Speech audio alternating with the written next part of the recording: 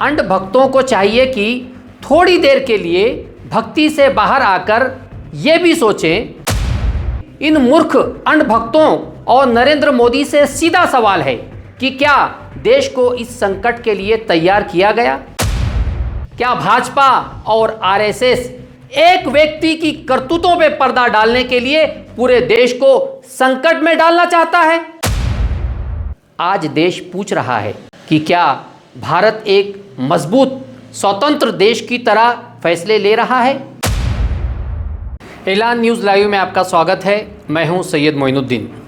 दोस्तों, ईरान और Israel America seize fire कल ख़त्म होने जा रहा है, लेकिन अब तक अमेरिका, इजराइल और ईरान के बीच चल रही बातचीत बेनतीजा साबित होती नज़र आ रही है। लिहाजा दुनिया जलने के कगार पर है। ईरान और इजराइल आमने सामने और पीछे खड़ा है अमेरिका। डोनाल्ड ट्रंप धमकी दे रहा है कि डील नहीं हुई तो ईरान को तबाह कर देंगे। वहीं ईरान कह रहा है झुकेंगे नहीं, यानी जंग तय है। लेकिन सबसे बड़ा सवाल ये है, भारत पर इसका क्या असर होगा? जहां भारत में गैस सिलेंडर की कीमत पहले ही लोगों की कमर तोड़ चुकी है, जहां पेट्रोल डीजल पर टैक्स ने आम आदमी को पहले ही परेशान कर रखा है। अगर जंग हुई तो गैस की किल्लत होगी, पेट्रोल डीजल बेकाबू होगा, सप्लाई चेन ठप हो जाएगी और देश में ऊर्जा संकट और गहराएगा। अंध भक्तों को चाहिए कि थोड़ी देर के लिए भक्ति से बाहर आकर ये भी सोचें, मूर्खों वाली बातें भाषण न दें कि सिलेंडर 15,000 में खरीदेंगे। गरीब मजदूरों के पास माहाना 15,000 की कमाई भी नहीं है, तो वे अपने परिवार का पेट कैसे पालेंगे? मेरा बस चले, सिलेंडर 15,000 रुपया पीस भी मिलेगा तो जाहिल कुत्तों से बचने के लिए मैं मोदी को ही वोट दूंगा। मुसलमान तो छोड़िए, गोदी मीडिया के अलावा कोई हिंदू पत्रकार भी इन मूर्खों से देश हित की, भाजपा और हिंदुत्ववादियों की हकीकत या हक, इंसाफ और सच्चाई की बात करता है तो बस आंख बंद करके ये मूर्ख उन्हें ट्रोल करते हैं, कमेंट में उन्हें गालियां देते हैं। तो जाहिर सी बात है, इन अंध भक्तों पर इन सवालों का कोई असर नहीं होगा।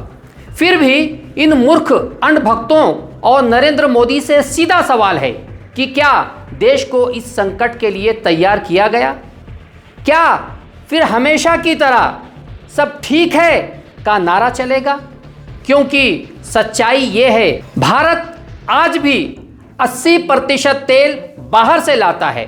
वैकल्पिक ऊर्जा की बात होती है, लेकिन ज़मीन पर इसका कोई असर नहीं है।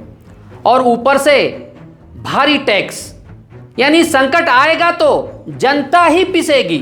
फिर देखते हैं कितने अंधभक्त 15,000 का सिलेंडर खरीदते हैं। सवाल नंबर 1, ये खामोशी क्यों है? जब दुनिया युद्ध के कगार पर है तो भारत की आवाज़ इतनी धीमी क्यों है? क्या भारत अपनी स्वतंत्र विदेश नीति चला रहा है या फिर अमेरिका, इजराइल के दबाव में है?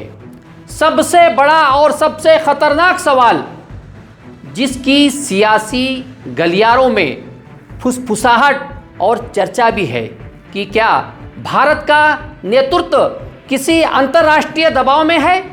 क्या ऐसी कोई फाइलें, राज या जानकारी है जिनकी वजह से भारत यानी मोदी खुलकर फैसला नहीं ले पा रहे हैं? क्या मोदी खुद को बचाने के लिए पूरे देश को संकट में डाल रहे हैं? क्या भाजपा और आरएसएस एक व्यक्ति की करतूतों पे पर्दा डालने के लिए पूरे देश को संकट में डालना चाहता है? भले ही इन दावों के सार्वजनिक सबूत नहीं हैं, लेकिन सवाल इसलिए उठ रहे हैं क्योंकि भारत की असामान्य चुप्पी, वैश्विक मंच पर बदला हुआ रुख और देश के अंदर बढ़ती आर्थिक चिंता, क्या ये सिर्फ इत्तेफाक है? सवाल नंबर 3, क्या सत्ता में कोई सवाल पूछने वाला है? क्या भारतीय जनता पार्टी और आरएसएस में कोई इतना मजबूत है जो देश हित में नेतृत्व से सवाल पूछ सके? फिर भाजपा और आरएसएस के पास मोदी के अलावा कोई विकल्प ही नहीं है? क्या डर है, या फिर सत्ता इतनी केंद्रीकृत हो चुकी है कि आवाज़ उठाना अब नामुमकिन है? अगर देश संकट में जाता है, अगर गैस तेल की किल्लत होती है, अगर आम आदमी और गरीब पिसता है, तो जिम्मेदार कौन होगा? वैश्विक हालात, या फिर हमारी अपनी नीतियाँ, या देश में पल रही इजराइल की नाजायज़ औलादें जो अपने बाप की आरतियाँ उतारकर उसके लिए हवन कर रही हैं? आज देश पूछ रहा है कि क्या भारत एक मजबूत स्वतंत्र देश की तरह फैसले ले रहा है, या फिर किसी अदृश्य दबाव में चुप बैठा है? जवाब चाहिए, क्योंकि अगला संकट सीधा आपके घर तक आने वाला है। जय हिंद। ऐलान न्यूज़ लाइव, हमारी खबर आपका हौसला।